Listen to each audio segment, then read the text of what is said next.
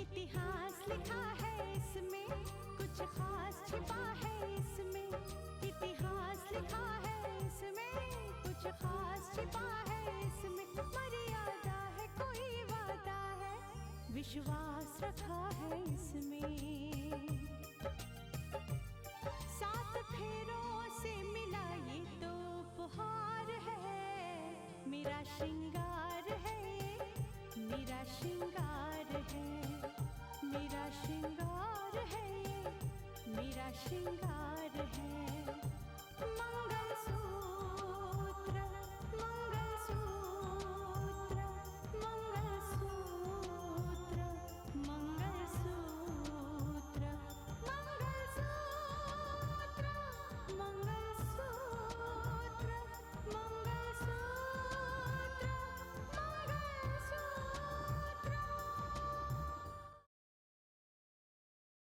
मैं समझता हूँ बेटा, तुम्हारे दर्द को समझता हूँ, लेकिन क्या करूँ, मुझे तो सबको समझना है ना, क्या करूँ।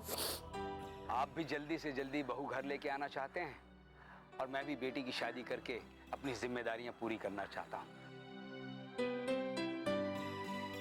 पापा साक्षी और रोहित की शादी की तारीख तय करने गए हैं। उनसे मैंने साफ साफ कह दिया है, कोई नजदीक की तारीख तय करना, क्योंकि यह शादी जितनी जल्दी हो जाए उतना बेहतर है। अब तुम्हें राकेश साबित करके कानून के उस फांसी के फैसले को हमें रद्द करना है। देखिए, आपको कुछ गलतफहमी हुई है। मैं राकेश तुम्हें अरेस्ट कर रहा हूँ। इसे चौकी लेके आओ। आप मेरी बात तो सुनिए। रितिका के ऑर्डर पर पुलिस ने वो किया जो उसे नहीं करना चाहिए था। क्या ये आप क्या कह रहे हैं पापा? हाँ, पुलिस ने राकेश को गिरफ्तार कर लिया है।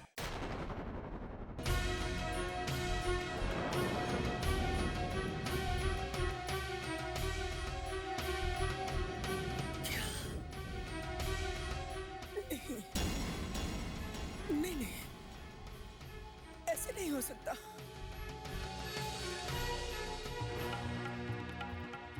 ऐसे नहीं हो सकता। पुलिस राकेश को पकड़ न ले, इसके लिए मैंने तो अपने कलेजे पर पत्थर रख लिया था। अरे मैंने उससे मिलना छोड़ दिया, बात करना छोड़ दिया था। नीलिमा, सिर्फ तुमने ही अपने दिल पर पत्थर नहीं रखा, बल्कि हमने भी तो अपने दिल पर पत्थर रखा कि हमारे राकेश पर कोई आंच ना आए। हर वक्त हमारे दिमाग में यही बात चलती रहती थी कि कहीं राकेश गिरफ्तार ना हो जाए, क्योंकि मैं अच्छी तरह जानता था कि ये रितिका अपनी हरकतों से बाहर नहीं आएगी, और ये उसी के दबाव का नतीजा है कि आज राकेश गिरफ्तार कर लिया गया। आखिर वो बात सामने आ ही गई।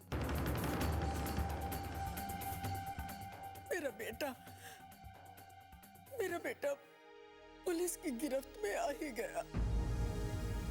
हाँ नीलिमा, हमारे ना चाहने के बावजूद एक बार फिर राकेश उनकी चालों और कानून के बेरहम जाल में फंस गया है। इस बार आपको उसे कानून के जाल से बचाना ही होगा, चाहे कुछ भी हो जाए। हाँ नीलिमा, इस बार चाहे मुझे जो कुछ भी करना पड़े, मैं अपने बेटे को बचाऊंगा और इन बाप बेटी को बहुत ही सख्त जवाब दूंगा। बहुत ले लिया इन्होंने मेरे सब्र का इम्तिहान, अब इन्हें किसी भी कीमत पर बख्शा नहीं जाएगा। उस घमंडी औरत और मुझ में सिर्फ इतना फर्क है कि वो कलेक्टर है और मैं एसडीएम। बहुत अफसरी झाड़ चुकी है वो मेरे ऊपर, लेकिन अब और नहीं। अब उसकी ताकत के आगे मैं अपना सर नहीं झुकाऊंगा।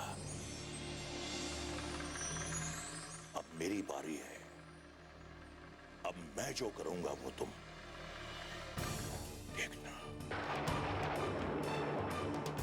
तुम देखना।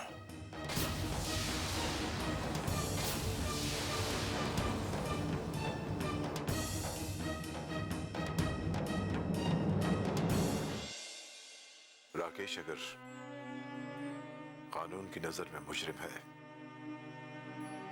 तो कब तक भागता फिरता? एक ना एक दिन तो उसे पकड़े जाना ही था।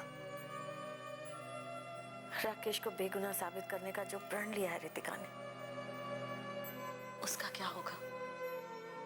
कितनी अजीब सी बात है ना शारदा, कि एक तरफ तो रितिका ने प्रण लिया है कि वो राकेश को बेगुनाह साबित करेगी, और दूसरी तरफ राकेश अब जब जिंदा लौटा है तो उसका कहना है कि उसे फंसाने के पीछे रितिका और मानस का हाथ था।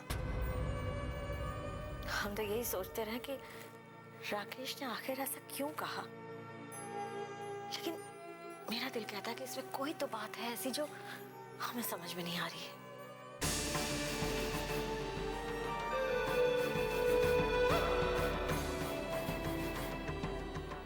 हाँ शायद ये बात मेरी समझ में भी नहीं आ रही कि राकेश ने अगर ऐसा कहा है तो क्यों कहा है, किसके कहने पर कहा है। हो सकता है किसी ने मजबूर किया हो उसे, और मजबूरन ऐसा कहलवाया हो। ये कैसी बातें कर रही हैं दीदी? ऐसे बातों में कोई किसी को मजबूर नहीं कर सकता। और राकेश अपने माँ बाप को मिलता रहा है और उसने सब जगह यही बात कही है। हाँ स्नेहा, शायद तुम ठीक कह रही हो।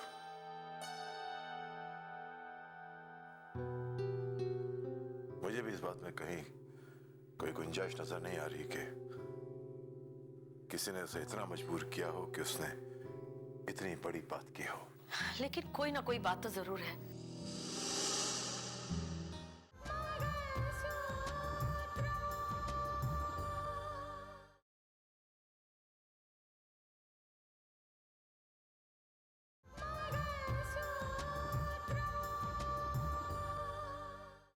मुझे भी इस बात में कहीं कोई गुंजाइश नजर नहीं आ रही कि किसी ने उसे इतना मजबूर किया हो कि उसने इतनी बड़ी बात की हो।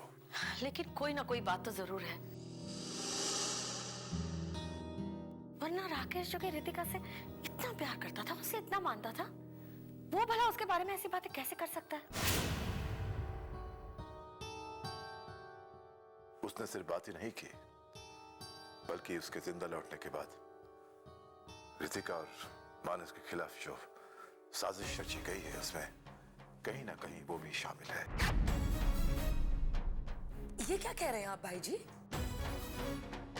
अब तक तो ये कहा जा रहा था कि रितिका और मानस के खिलाफ सारी साजिशों के पीछे गुलशन शाह का हाथ है,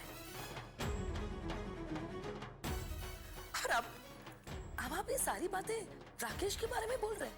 हाँ, राकेश के बारे में मैं कह रहा हूं। और अब जब उसे गिरफ्तार किया गया है तो उसे पता लगाना चाहिए कि सच्चाई क्या है।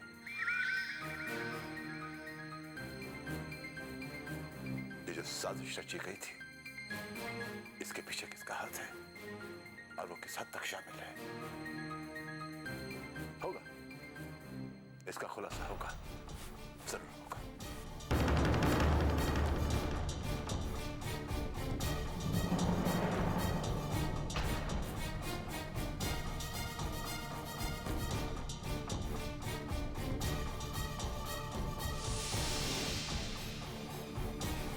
चलो अंदर चलते हैं।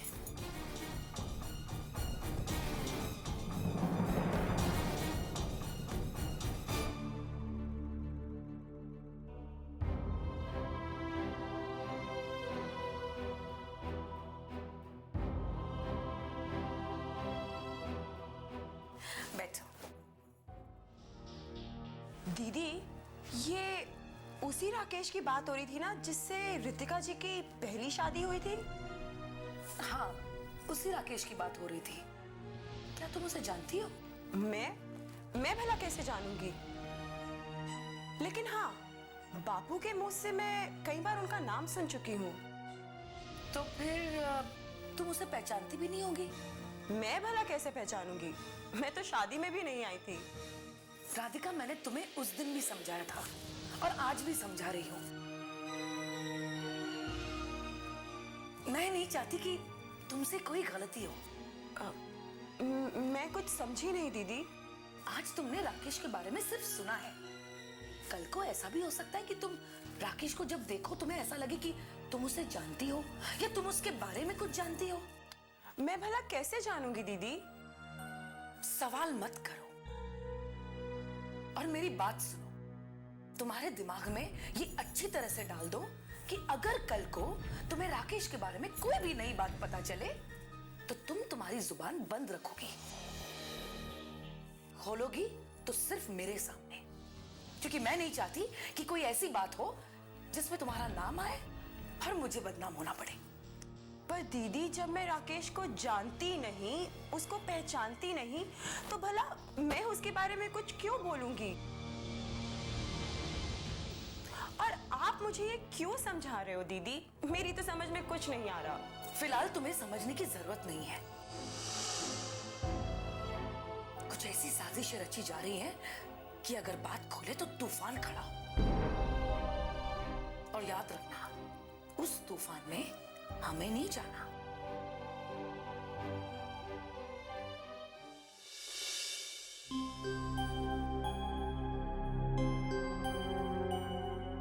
महक के दिमाग में जो सवाल उठे थे, फिलहाल वो सवाल तो मिट गए हैं।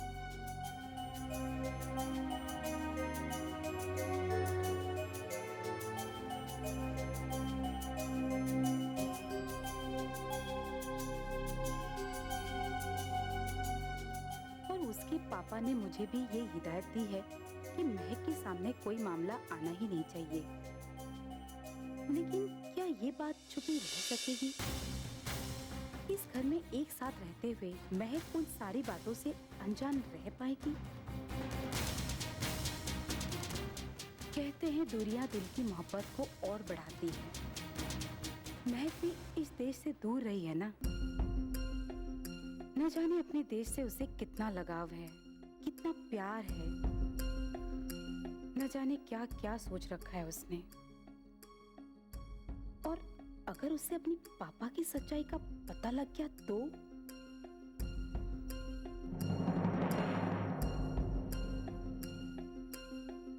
भगवान जाने हम महक को समझा भी सकेंगे या नहीं। नहीं नहीं, महक को उनके बारे में कुछ भी पता लगना ही नहीं चाहिए। तब तक, जब तक वो इस माहौल से पूरी तरह घुल मिल नहीं जाते। और कोशिश तो यही करनी होगी कि महक की मुलाकात उस रितिका और रितिका से जुड़े किसी भी इंसान से ना हो।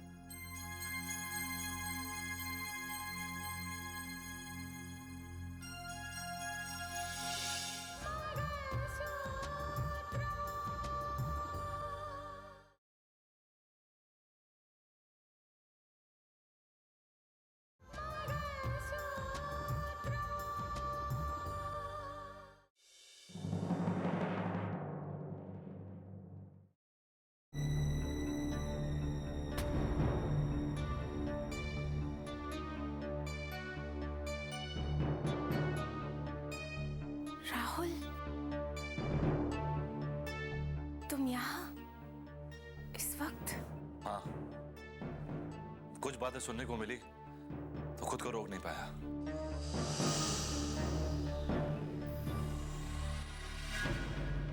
पर राहुल, घर में भैया और पापा नहीं है। मैं तुम्हारे पापा और भैया से नहीं, रितिका से बात करने आया हूँ। भाभी से?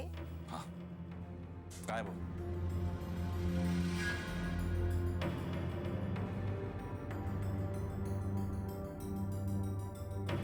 कहो राहुल, क्या बात करना चाहते हो?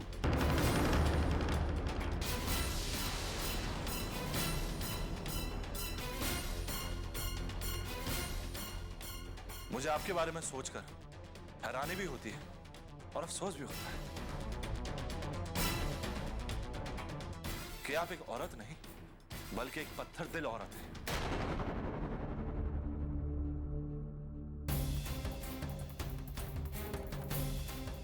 राहुल! हाँ, मैं वही बोल रहा हूं जो सच है और आज वो सच खुलकर सामने आ चुका है। आखिर आज आप अपने मकसद तक पहुंच ही गई। मेरे भाई के पीछे पूरी पुलिस फोर्स लगा रखी थी ना आपने, मेरे भाई को गिरफ्तार करवा ही दिया। राहुल, तुम गलत सोच रहे हो। मैं तुमसे बात नहीं कर रहा हूं साक्षी, मैं कलेक्टर साहिबा से बात कर रहा हूं। मैं कलेक्टर साहिबा को आईना दिखाने आया जो मेरे भाई को फांसी तक पहुंचाना चाहती है।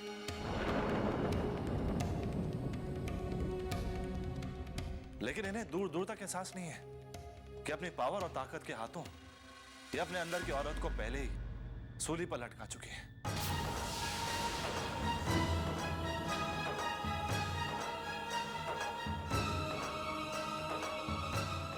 वरना कोई औरत इतनी जालिम हरगिज नहीं हो सकती। बस राहुल, जुबान पर लगाम दो। नहीं दूंगा। क्या कर लेंगे आप?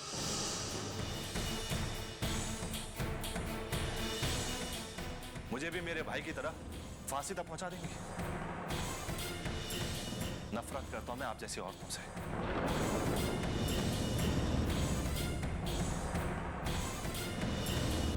और आपके साथ रहने वाले लोगों से।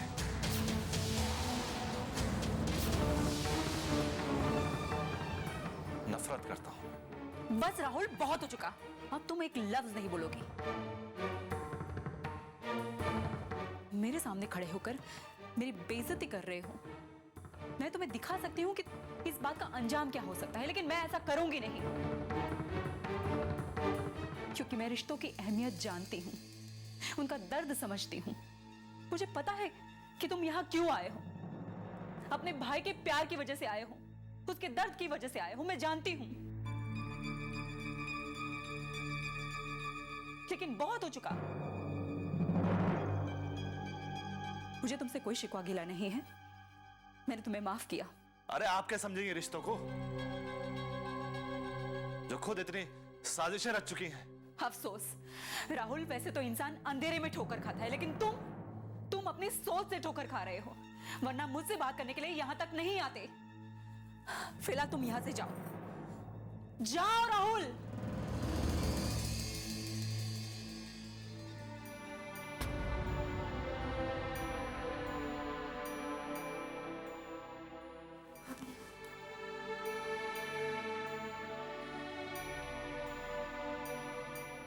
मैं कलेक्टर साहिबा को आईना दिखाने आया जो मेरे भाई को फांसी तक पहुंचाना चाहती, लेकिन इन्हें दूर दूर तक एहसास नहीं है कि अपनी पावर और ताकत के हाथों ये अपने अंदर की औरत को पहले ही सूली पर लटका चुकी है।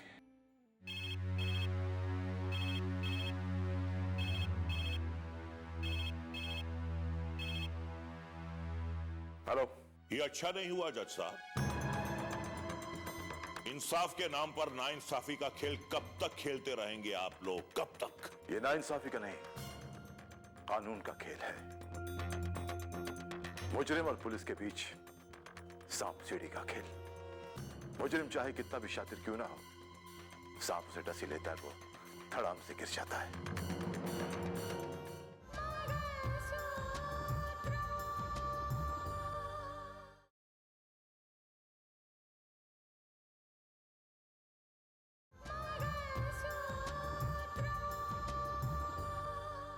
ये नाइंसाफी का नहीं, कानून का खेल है। मुजरिम और पुलिस के बीच सांप सीढ़ी का खेल। मुजरिम चाहे कितना भी शातिर क्यों ना हो, सांप उसे डसी लेता है, वो धड़ाम से गिर जाता है। ये बात तो आपको समझनी चाहिए। आफ्टर ऑल कानून के मुलाजिम हैं आप। मेरा बेटा मुजरिम नहीं है। एक बार आपने उसे मुजरिम करार देकर मौत के मुंह तक पहुंचा दिया था ना, लेकिन अब नहीं, बिल्कुल नहीं। अगर आपका बेटा बेगुनाह है तो फिर कानून को समझाने की कोशिश करते हैं, मगर आप तो इत्मीनान से हाथ पे हाथ धर के बैठ गए, ये सोचकर कि आपका बेटा पुलिस के हाथ कभी लगेगा ही नहीं। अगर यह केस कानून और इंसाफ का होता तो बात कुछ और होती है, लेकिन यह तो सरासर एक साजिश है। एक ऐसी घिनौनी साजिश जिसके तहत मेरे बेटे को कानून के जाल में फंसाने की कोशिश की जा रही है। जी हाँ, साजिश तो हुई थी, लेकिन उस साजिश को ना आप समझ सके ना मैं। लेकिन आपने जो रितिका और मानस पे इल्जाम लगाया है, उस इल्जाम के खुलासे के लिए राकेश का गिरफ्तार होना जरूरी है। राकेश गिरफ्तार होगा भी सारी बातें सामने आएंगी। सच क्या है, झूठ क्या है, खुलासा हो जाएगा। कोई खुलासा नहीं होगा जज साहब, कोई खुलासा नहीं होगा, क्योंकि कुर्सी के दम पर इस केस को दबाने और दफन करने की कोशिश की जाएगी। लेकिन इस बार मैं ऐसा हरगिज नहीं होने दूंगा।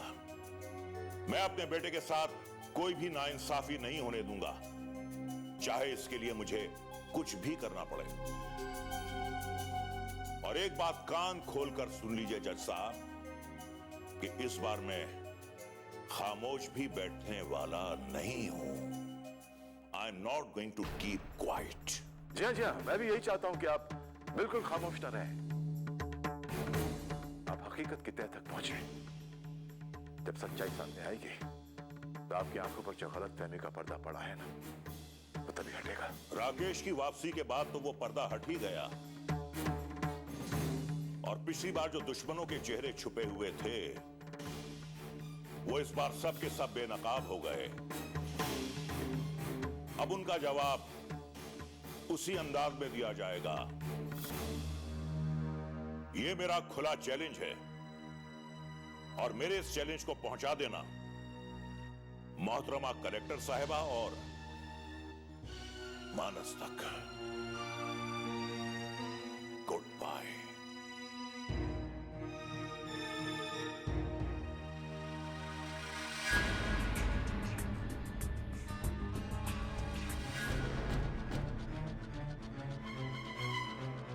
काश आप समझ पाते। काश ईश्वर आपको इतनी सद्बुद्धि देता कि आप समझ पाते कि असल में आपके दुश्मन कौन है।